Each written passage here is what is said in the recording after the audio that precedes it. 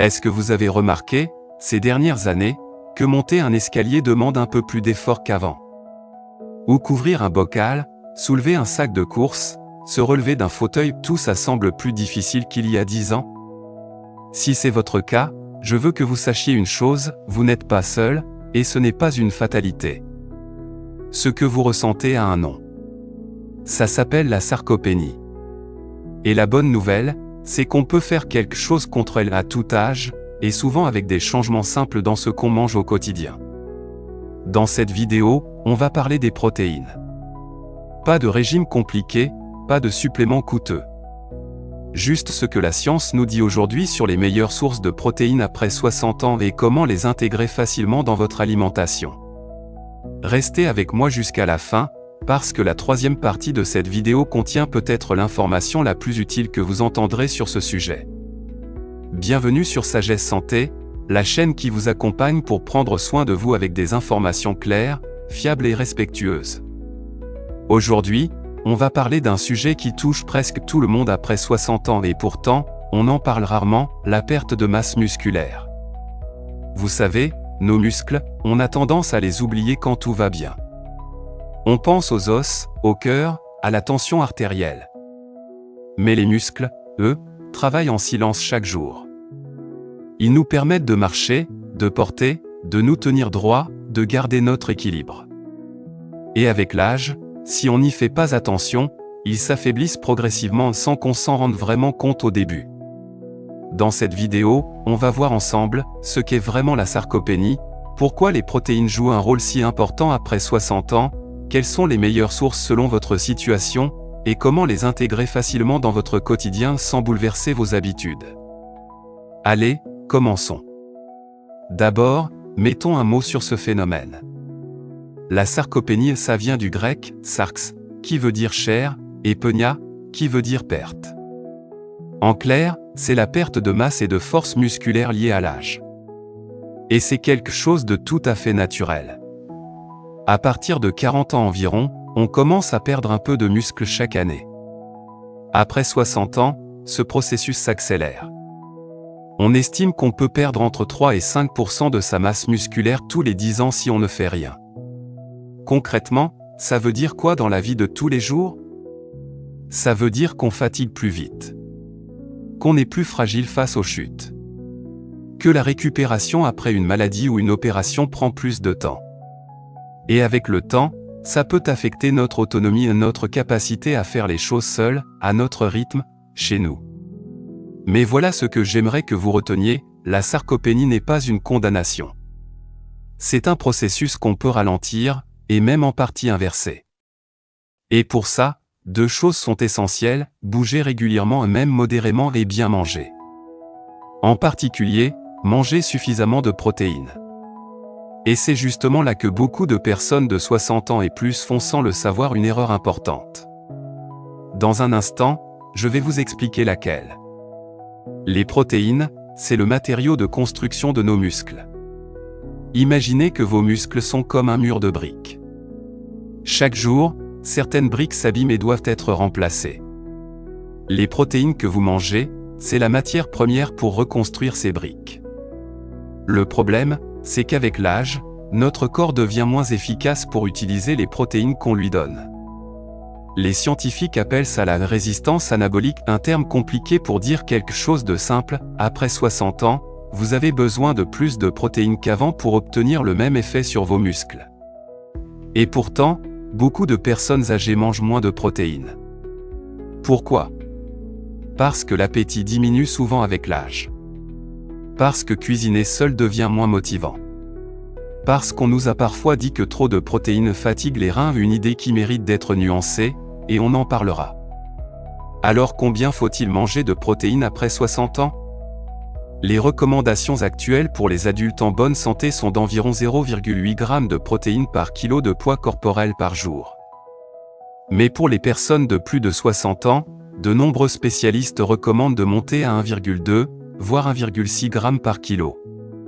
Concrètement, si vous pesez 70 kg, vous auriez besoin de 85 à 110 g de protéines par jour. C'est plus que ce que beaucoup de gens consomment réellement. Maintenant, une question importante, toutes les protéines se valent-elles? La réponse est non. Et c'est là que les choses deviennent vraiment intéressantes. Ce que je vais vous expliquer maintenant, beaucoup de personnes l'ignorent et c'est pourtant ce qui fait toute la différence. On entend souvent dire qu'il faut choisir entre protéines animales et protéines végétales. Mais en réalité, ce n'est pas une question de choix, c'est une question d'équilibre et de qualité. Commençons par les protéines animales. Les œufs sont peut-être la meilleure source de protéines qui existe et souvent la plus sous-estimée. Ils contiennent tous les acides aminés essentiels dont votre corps a besoin, ils sont faciles à digérer, faciles à cuisiner, et pas chers. Un œuf, c'est environ 7 grammes de protéines. 2 ou 3 œufs au petit déjeuner ou au déjeuner, c'est déjà un bon départ pour la journée. Le poisson est une autre source excellente. Le saumon, la sardine, le thon, le cabillaud, ce sont des aliments riches en protéines de très bonne qualité, et ils apportent en plus des oméga 3, qui sont bons pour le cœur et pour l'inflammation. Les poissons gras, en particulier la sardine, maquereau, hareng, méritent vraiment une place régulière dans votre alimentation. La viande blanche, poulet, dinde, veau est aussi une très bonne option, facile à digérer et polyvalente en cuisine. Et les produits laitiers et yaourts grecs, fromage blanc, fromage apportent à la fois des protéines et du calcium, ce qui est doublement utile pour les os. Maintenant, parlons des protéines végétales. Les légumineuses, lentilles, pois chiches, haricots, fèves sont souvent négligées, mais elles sont très intéressantes. Elles apportent des protéines, des fibres, et elles sont bonnes pour le transit et pour la glycémie. Le tofu et les produits à base de soja sont aussi des sources végétales de qualité. Et les noix et graines amandes, noix, graines de courge apportent des protéines en plus de bonnes graisses. Une précision importante, les protéines végétales seules sont souvent incomplètes, c'est-à-dire qu'elles ne contiennent pas tous les acides aminés essentiels. Pour y remédier, il suffit de les combiner intelligemment. Par exemple, lentilles et riz, ou pois chiches et pain complet. Ces associations font que l'ensemble est aussi complet qu'une protéine animale. Et si vous suivez un régime sans viande ou avec peu de produits animaux, parlez-en à votre médecin, il pourra vous guider et vérifier que vous n'avez pas de carence. Vous allez voir, la partie qui suit est peut-être celle qui va vous être la plus utile dans la vie de tous les jours. Il y a quelque chose d'essentiel que la science nous a appris ces dernières années, et que beaucoup de gens ignorent encore, quand vous mangez vos protéines est presque aussi important que combien vous en mangez. Voici le problème. Beaucoup de personnes mangent très peu de protéines le matin, un café, une tartine, peut-être un yaourt, et elles concentrent la majorité de leurs protéines au dîner, avec un bon morceau de viande ou de poisson. Or, nos muscles ne peuvent utiliser qu'une certaine quantité de protéines à la fois pour se reconstruire. Si vous en donnez trop en une seule fois, le surplus est simplement éliminé. Si vous en donnez trop peu le matin et à midi, vos muscles restent en manque pendant de longues heures. Ce que les chercheurs recommandent, c'est de répartir les protéines de façon plus équilibrée sur 3 repas. Idéalement, visez entre 25 et 40 grammes de protéines à chaque repas. Comment faire concrètement? Au petit déjeuner, 2 ou 3 œufs, ou du fromage blanc avec des noix, ou du jambon avec du pain complet. Au déjeuner, une portion de poisson, de légumineuses, ou de viande blanche avec des légumes. Au dîner, continuez avec une source de protéines du poisson, des lentilles, ou du tofu même si le repas est plus léger.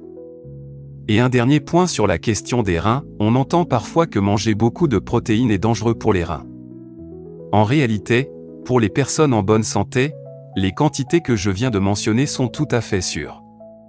Cela dit, si vous avez une maladie rénale connue, il est absolument essentiel d'en parler à votre médecin avant de modifier votre alimentation. Chaque situation est différente, et votre médecin est le mieux placé pour vous guider. Et justement, ce dernier point que je vais vous partager va vous aider à mettre tout ça en pratique très simplement. Je sais que changer ses habitudes alimentaires, ce n'est pas toujours facile. Surtout quand on cuisine pour une seule personne, ou quand l'appétit n'est pas toujours au rendez-vous. Alors voici quelques petites idées pratiques et simples, accessibles pour augmenter vos apports en protéines sans tout changer. Première idée, pensez aux œufs à tout moment de la journée. Un œuf mollet le matin, une omelette le soir c'est rapide, nourrissant, et très bien toléré. N'attendez pas d'avoir faim pour en faire.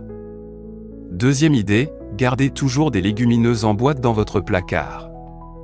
Des lentilles, des pois chiches, des haricots blancs, ça se réchauffe en 5 minutes et ça s'ajoute facilement à une soupe, une salade, ou une poêlée de légumes. Troisième idée, enrichissez vos plats avec du fromage blanc ou du yaourt grec. Dans une purée, dans une soupe, dans une sauce, on n'y voit que du feu, et ça ajoute des protéines de qualité sans changer le goût. Quatrième idée, si vous avez du mal à manger suffisamment au repas, essayez une petite collation protéinée en milieu de matinée ou d'après-midi. Une poignée d'amandes, un morceau de fromage, quelques noix, c'est simple et efficace. Et enfin, si vous êtes suivi régulièrement par un médecin ou un nutritionniste, n'hésitez pas à lui parler de votre alimentation. Certains signes: fatigue persistante, perte de poids involontaire, faiblesse musculaire marquée méritent d'être évalués par un professionnel de santé. Alors, voilà ce que j'aimerais que vous reteniez de cette vidéo. La sarcopénie, c'est réel mais ce n'est pas une fatalité. Avec l'âge, notre corps a besoin de plus de protéines qu'avant pour maintenir sa masse musculaire. Et la façon dont on les choisit et dont on les répartit dans la journée fait toute la différence. Les œufs, le poisson, les légumineuses, les produits laitiers, la viande blanche, ce sont vos alliés. Pas besoin de compléments coûteux ni de régimes compliqués. Il s'agit souvent de petits ajustements, bien choisis, appliqués avec régularité. Et rappelez-vous, chaque corps est différent. Avant de modifier significativement votre alimentation, consultez votre médecin, surtout si vous avez des pathologies existantes. Ces conseils sont là pour vous informer et vous donner des pistes, pas pour remplacer un avis médical. Si cette vidéo vous a été utile, je vous invite à vous abonner à Sagesse Santé. Chaque semaine, on vous partage des informations claires et bienveillantes pour prendre soin de vous. Et si vous connaissez quelqu'un, un ami, un proche qui pourrait bénéficier de ce qu'on a vu aujourd'hui, partagez-lui cette vidéo. C'est un petit geste qui peut faire une vraie différence. Dites-nous dans les commentaires, est-ce que vous faites déjà attention à vos apports en protéines? Qu'est-ce qui est le plus difficile pour vous au quotidien? On lit tous vos messages, et vos témoignages aident énormément d'autres personnes dans la même situation. À très bientôt sur Sagesse Santé. Prenez soin de vous.